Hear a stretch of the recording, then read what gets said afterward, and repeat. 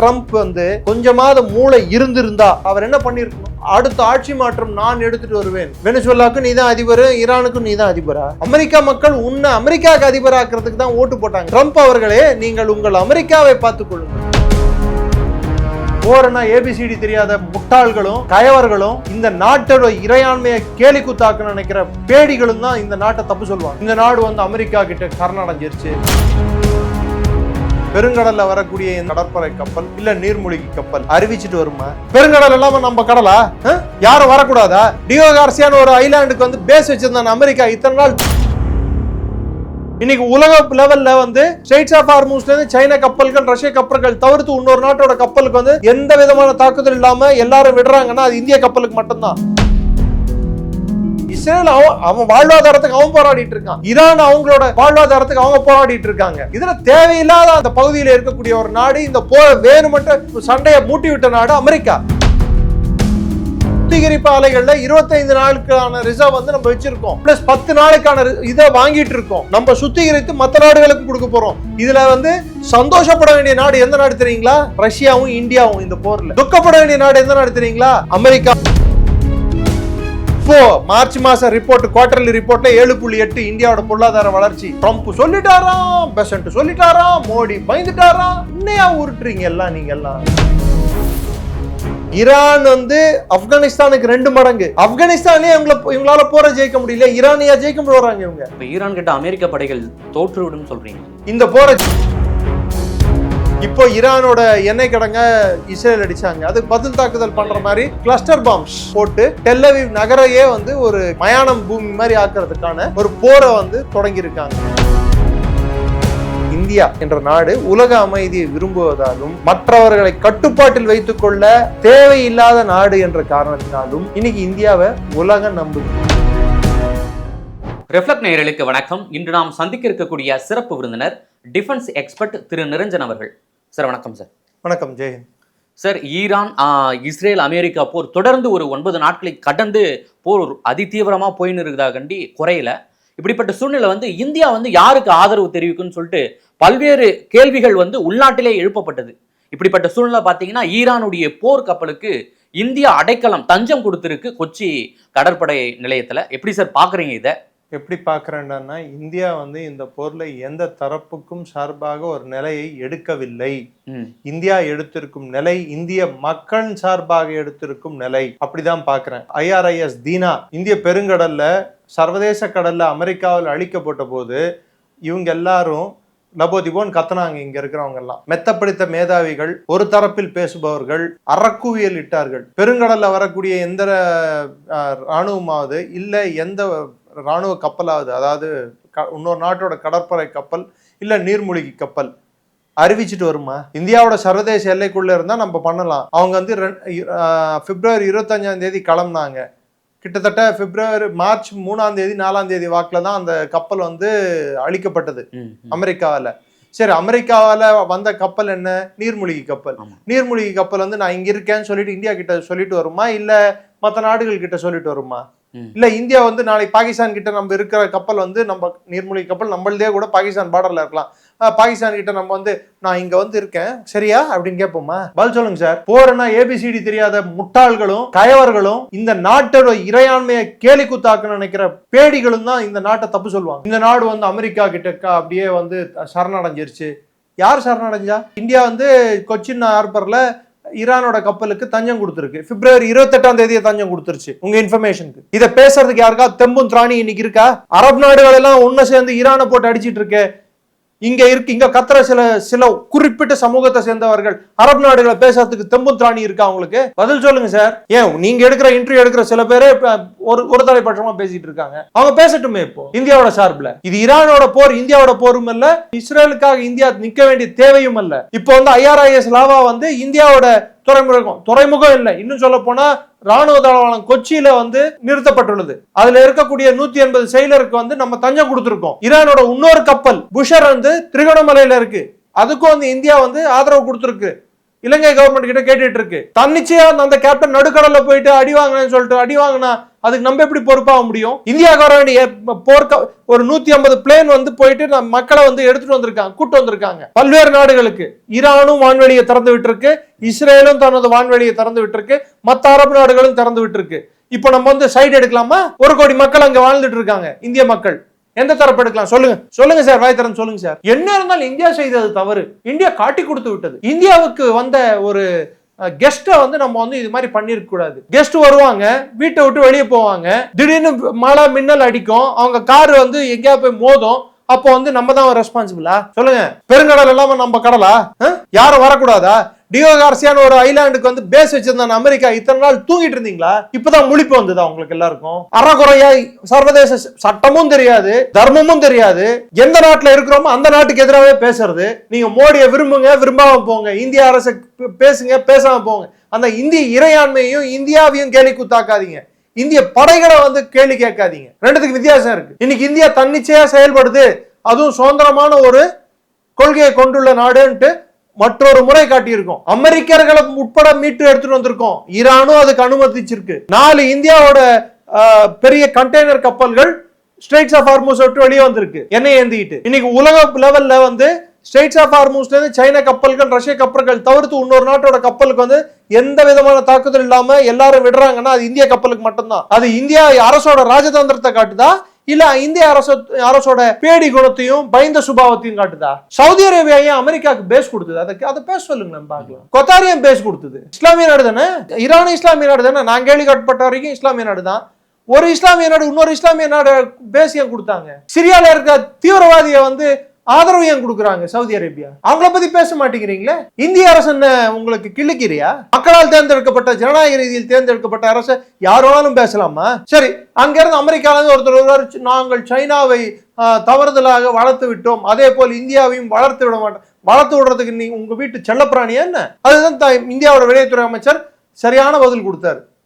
யாரோட தவறுகளால் இந்தியா வளரவில்லை, எங்களோட முயற்சியால் நாங்கள் வளர்ந்தோம் அப்படின்ட்டு. அதே போல இந்திய பெருங்கடல் விஷயத்திலையும் ஒரு வார்த்தை சொன்னார் அவரு. உலகத்திலேயே ஒரே கடலுக்கு தான் ஒரு நாட்டின் பேர் கொடுக்கப்பட்டுள்ளது, ஏன்னா அந்த நாடு அந்த கடலின் மையத்தில் இருக்கிறது, அந்த கடலின் பேர் இந்திய பெருங்கடல், அந்த நாட்டின் பேர் இந்தியா அப்படின்ட்டு. கிறிஸ்டோபர் லண்டோ அப்படின்னு சொல்லி ஸ்டேட் டிபார்ட்மெண்டோட செக்ரட்டரி, டெப்டி செக்ரட்டரி வந்து பேசுனதுக்கு ரைசியான டயலாக்ஸ்ல. ஏன் ஈரானோட துணை வெளியுறவுத்துறை அமைச்சர் கிதாபி வந்து கூட தான் பேசிட்டு போனாரு. நியூயார்க் மேயரையே நீ தேர்ந்தெடுக்க முடியாது ட்ரம்ப்பை, நீ வந்து ஈரானோட அடுத்த தலைவரை தேர்ந்தெடுக்க போறியா அப்படின்னு சொல்லிட்டு எள்ளி நகையாடினாரு. அதையும் நம்ம விட்டோம்ல. நம்ம எந்த சார்பு எடுத்திருக்கோம்? ஒண்ணு அமெரிக்காவுக்கு அடிவார் அப்படின்னு சொல்லிடுறாங்க, இல்ல இஸ்ரேலுக்கு அடிவார் அப்படின்னு சொல்லிடுறாங்க, இல்ல ஈரானுக்கு அடிவார் அப்படின்னு சொல்லிடுறாங்க. நீங்க போற்றி கொண்டாடும் சவுதி அரேபியா எந்த நாட்டுக்கு அடிவாரடி? UAE எந்த நாட்டுக்கு அடிவாரடி? இத பத்தி வாய் திறந்து பேசுங்க, ஒரு தரப்பா பேசாதீங்க. இந்தியால இருந்துட்டு இந்தியாவோட தேவைகள், இந்தியாவோட மக்களோட தேவைகளை புரிஞ்சுக்கிட்டு நீங்க இந்த போரோட கண்ணோட்டத்தை அணுகுனீங்கன்னா இந்த போர் வந்து சரியான போரா தவறான போரா, இந்தியாவோட நிலைப்பாடு சரியான நிலைப்பாடா தவறான நிலைப்பாடான்ட்டு உங்களுக்கு புரிய வரும். ஈரான் சரியா, இஸ்ரேல் சரியா, அமெரிக்கா சரியா?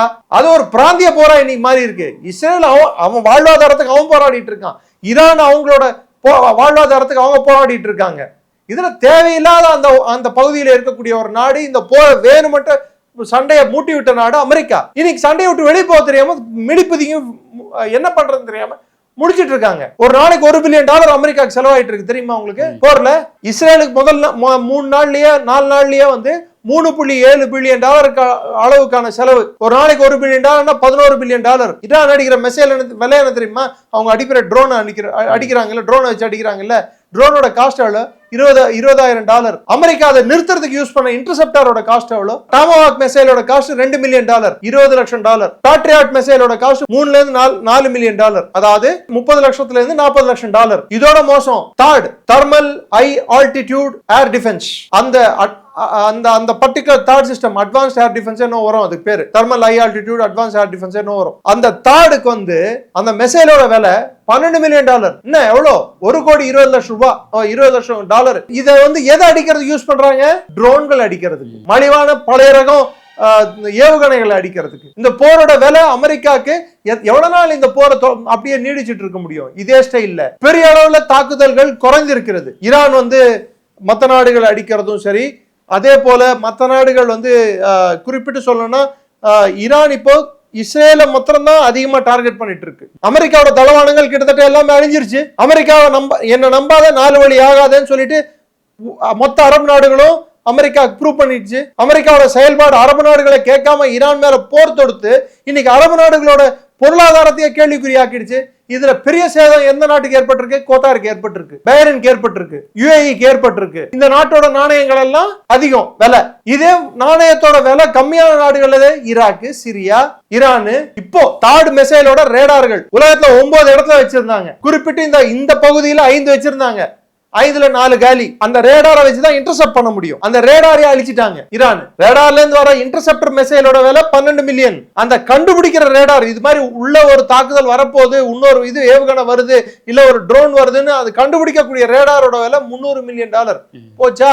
அதனால எல்லாம் என்ன ஆசீர்வதிங்க, எல்லாம் என்ன ஆசீர்வதிங்க ட்ரம்ப் உட்கார்ந்துட்டு ஆசீர்வதிக்க சொல்றாரு அவரை. இதுதான் அவங்களோட போக்கு. ஒரு பக்கம் இந்தியாவுக்கு 30 நாள் வெய்வர் கொடுத்து, நீ யார் வெய்வர் கொடுக்கறதுக்கு? ஆல்ரெடி இந்தியா கடந்த மாதமும் 1 மில்லியன் பேரலுக்கு, அதாவது 20% மேல எண்ணெய் ரஷ்யா கிட்ட வாங்கிட்டு இருந்தது. அதற்கு முன்னாடி மாதமும் 20% மேல வாங்கிட்டு இருந்தது. இந்தியா ரஷ்யாவிடம் இருந்து எண்ணெய் வாங்குவதை கம்மியாக்குனதே இல்ல. 23 லெவல்ல இருந்து இப்ப கம்மியா இருக்கு, நான் ஒத்துக்கிறேன். இப்ப திரும்பி அதிகமா போகுது. இந்திய பெருங்கடல்ல வட்டம் விட்டுட்டு இருக்கோம் யுரல் க்ரூட் அப்படின்வாங்க. யுரல் மவுண்டன்ஸ்ல இருந்து வரக்கூடிய க்ரூட் அது. அந்த க்ரூட் அதாவது ரஷ்யால ஹை குவாலிட்டி க்ரூட் அது இந்தியா பக்கம் வர ஆரம்பிச்சிருக்கு. கிட்டத்தட்ட 15 மில்லியன் பேரல் அளவுக்கான கச்சா எண்ணெய் வாங்க போறோம். சிங்கப்பூர் வழியா இன்னொரு 7 மில்லியன் பேரல் காத்துட்டு இருக்கு வரத்துக்கு. என்ன பண்ண அமெரிக்கா? இவங்க தொடங்கின போரால உலகத்துல எண்ணெய் பற்றாக்குறை வந்திருக்கு. இவங்களோட செல்லப்பிராணியான பாகிஸ்தான்ல 3 நாளா எண்ணெய் இல்ல, மக்கள் ரோடுக்கு போராடிட்டு இருக்காங்க. இந்தியாவோட அரசு ஏதாவது அது மாதிரி தட்டுப்பாடு எடுத்து வந்ததா? எண்ணெய் கிடைக்காம போயிடுச்சா? இந்தியால பெட்ரோல் போட்டு தானே இருக்கீங்க. உலகமே அங்க சண்டை என்ன நடந்துட்டு இருக்கு, எவன் எதை வச்சு அடிக்கிறான்னு சொல்லி பாத்துட்டு இருந்தா, நீங்க கிரிக்கெட்ல 6 அடிக்கிறானா 4 அடிக்கிறான பாத்துட்டு உட்கார்ந்து ஆளுங்க தானே நம்ம எல்லாம் நேத்து.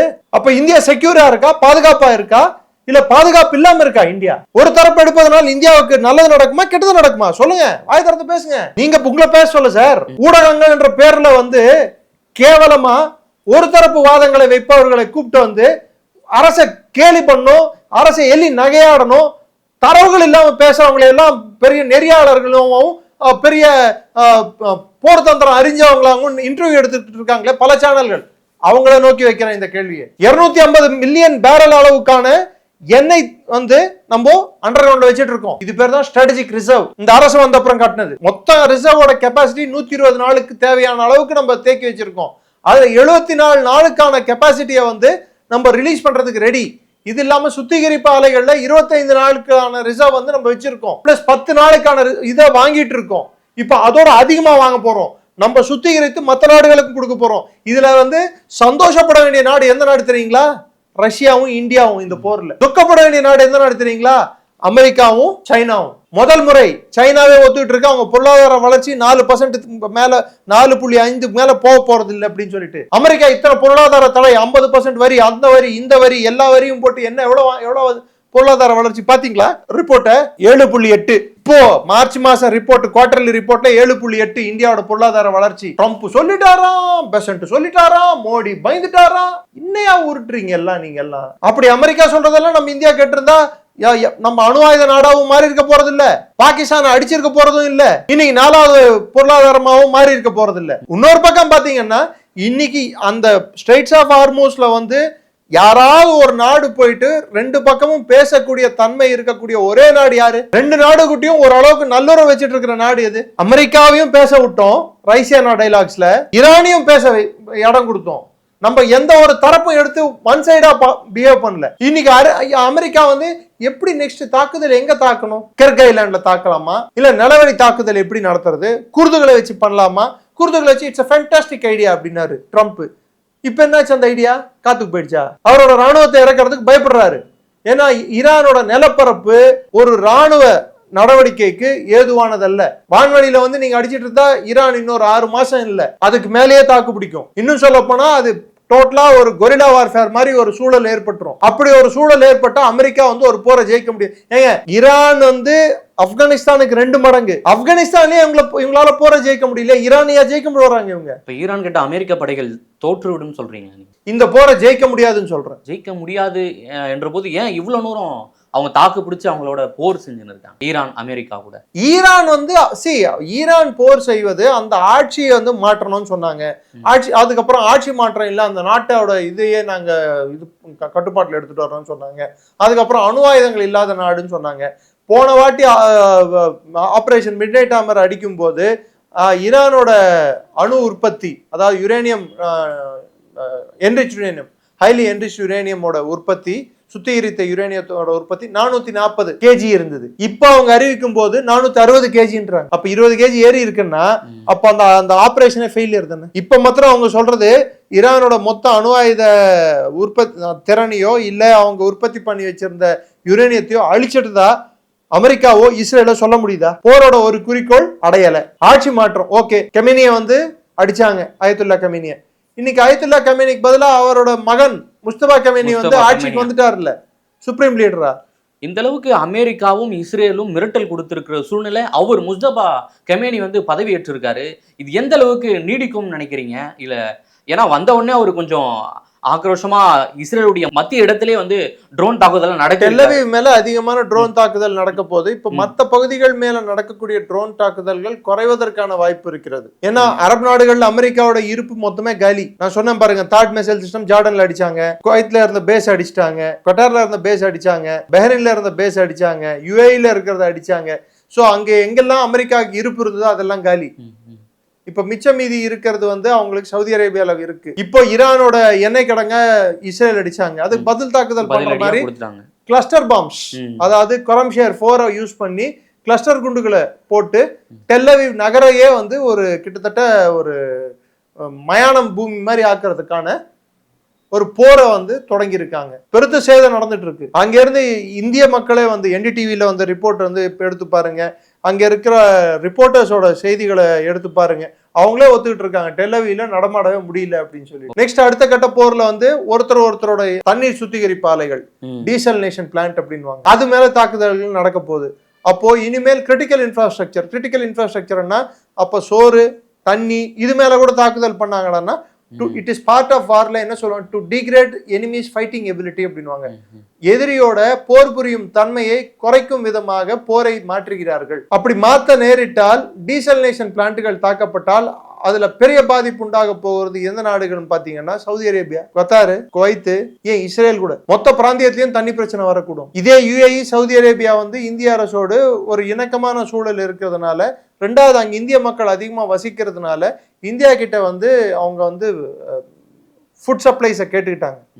இந்தியா அனுப்பிச்சு வச்சது இதே பர்ஷியன் கல்ஃப் மூலமா தான் அனுப்பிச்சு வச்சது. அதை தடுக்கலையே. ஏன் இந்திய கப்பல்களுக்கு மாத்திரம் இந்த சலுகை கொடுக்கப்படுகிறது? ஏன்னா இந்தியா நியூட்ரலா இருக்குன்றதுனால. நம் அமைதிக்கு அர்த்தம் உண்டு, நம்ம அமைதிக்கு தேவை உண்டு. 1 கோடி இந்தியன் மக்களின் பாதுகாப்பு நமக்கு தேவை. நம் அமைதியின் அர்த்தம் நம் பொருளாதாரம், இந்த போரால் நம் பொருளாதாரம் அடி வாங்க கூடாதுன்றது அந்த அமைதிக்கு அர்த்தம். இங்க போராட்டம் பண்ணவங்க, இங்க கத்துறவங்க, அமெரிக்காவுக்கு எதிராக கோஷம் போடுறவங்க, ஏன் இவங்கெல்லாம் வந்து ஒரு ஃபிளைட் பிடிச்சி சவுதி அரேபியா பக்கமோ இல்ல ஈரான் பக்கமோ போய் சண்டையில பார்ட்டிசிபேட் பண்ண? அது பண்ணலாம் இல்ல. இங்க நீங்க அமைதியா இருந்துட்டு இங்க போராட்டம் பண்ணி என்ன லாபம்? இந்திய அரசு ஈரானுக்கு எதிரான நடவடிக்கையில ஈடுபட்டுருச்சா? இல்ல சவுதிக்கு எதிரான நடவடிக்கையில ஈடுபட்டுருச்சா? ஆனா சவுதி ஈரானுக்கான எதிரான நடவடிக்கையில ஈடுபட்டு இருக்கு.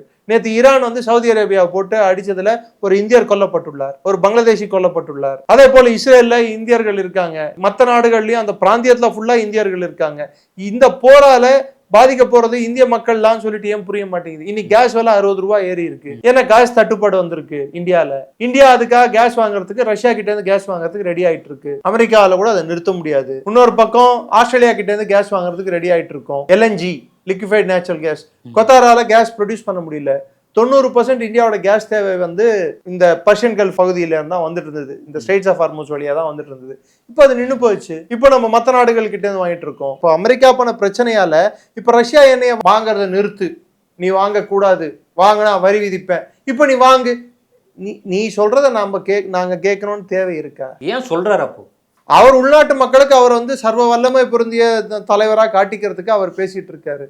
இதே ட்ரம்ப் வந்து கொஞ்சமாவது மூளை இருந்திருந்தா, எனி சென்ஸ், ஒரு உலக தலைவரா சர்வதேச தலைவரா அவருக்கு அடிப்படை புரிதல் கொஞ்சம் இருந்திருந்தா அவர் என்ன பண்ணிருக்கணும்? ஈரான் வந்து நெகோசியேஷனுக்கு வந்தாங்கல்ல ஜெனீவால, அந்த ஜெனீவா ஒப்பந்தத்துல கையெழுத்திட்டு ஒரு அமைதியை நாடி இருந்தா அவருக்கு எனக்கு நோபல் பிரைஸ் குடுன்னு கேட்டு இருந்தாங்களே, தானா வந்திருக்கு போது. போருக்கான தேவைகள் முடிஞ்சிருக்குமா? இது நான் சொல்ல, ஒமனோட வெளியுறவுத்துறை அமைச்சர் பத்ர் சொல்லியிருக்காரு. ஜெனீவால கிட்டத்தட்ட ஒப்பந்தம் எட்டிட்டோம், அடுத்த 3-4 நாட்கள்ல கையெழுத்திட வேண்டியது தான் பாக்கி. ஈரான் எல்லாத்துக்கும் ஒத்துக்குச்சு. இன்டர்நேஷனல் அட்டாமிக் எனர்ஜி ஏஜென்சியோட மேற்பார்வையில அவங்க அணு ஆலைகளை வைப்போம் சொல்லி ஒத்துக்கு. இன்ஃபேக்ட் அமெரிக்காவே வந்து கூட மேற்பார்வையிடட்டும் சொல்லி ஒத்துக்குச்சு. அவங்க சுத்திகரிச்ச யுரேனியம் கூட கொடுக்கறதுக்கு ரெடி ஆயிட்டாங்க. அவங்க போற நாடலன்னு தான் சொல்லியிருக்காங்க. ஒரு போற நாடாத ஒரு நாட்டின் மீது இந்த மாதிரி ஒரு போர் தொடுப்பதற்கு யாரு காரணம்? இஸ்ரேல் காரணமா இருந்தா இஸ்ரேலுக்கும் ஈரானுக்கான பிரச்சனை இன்னைக்கு நேற்று வந்த பிரச்சனை இல்ல, அந்த பிரச்சனை வந்து நீண்ட காலமா இருக்கு. இஸ்ரேல் என்ற நாடே இருக்கக்கூடாது என்பதுதான் ஈரானோட நிலைப்பாடா இருக்கு. ஈரான்ல ஆட்சி மாற்றம் எடுத்துட்டு வரணும்ன்றதுதான் இஸ்ரேலோட நிலைப்பாடா இருக்கு. அவங்க அணு ஆயுத நாட மாறக்கூடாதுன்றது. இதுல சவுதி குரூப்ல டூப்னு சொல்ற மாதிரி சவுதி ஈரான் அழிக்கணும். ஏன்னா அங்க ஷியா வாசஸ் சன்னி இஸ்லாம் என்ற அந்த ஒரு பிரச்சனை ஓடிட்டு இருக்கு. அதனால ஈரான் அழிக்கணும்ன்றது சவுதியோட தேவையா இருக்கு. ஏன்னா உலகத்துல எண்ணெய் உற்பத்தியில வந்து சவுதி ஒரு தனி இடம் இருக்கு. அதாவது அன்டாப்டு ரிசோர்சஸ், பூமிக்கு அடியில இருந்து இன்னும் எடுக்கப்படாத எண்ணெய் அதிகம் வளம் கொண்ட நாடு வெனிசுவேலா. அதுக்கப்புறம் சவுதி அரேபியா, 3வது ஈரான். வெனிசுவேலா பிடிச்சாச்சு. சவுதி ஆல்ரெடி அமெரிக்காவோட கட்டுப்பாட்டுல இருக்கு. மிச்சம் யார் இருக்கா? ஈரான கட்டுப்பாட்டுல. ஈரான் வந்து அங்க இருந்து ஒரு ஷா ரீசா பெஹல்வி அவங்க அப்பாவே துரத்தி அடிச்சாங்க நாட்டை விட்டு. அவர் அமெரிக்கால இருந்து அடுத்த ஆட்சி மாற்றம் நான் எடுத்துட்டு வருவேன், வெனிசுவேலாவுக்கு நீதான் அதிபர், ஈரானுக்கும் நீதான் அதிபரா? அமெரிக்கா மக்கள் உன்னை அமெரிக்காவுக்கு அதிபராக்குறதுக்கு தான் ஓட்டு போட்டாங்க சார் ட்ரம்ப். திருவாளர் ட்ரம்ப் அவர்களே, நீங்கள் உங்கள் அமெரிக்காவை பார்த்துக் கொள்ளுங்கள். அங்க பொருளாதார வீழ்ச்சி, இன்ஃபிளேஷன் தலை தூக்கி ஆடிட்டு இருக்கு. தேவையில்லாத போர்களை நீங்க ஈடுபடுவதால மக்கள் அதிருப்தியில இருக்காங்க.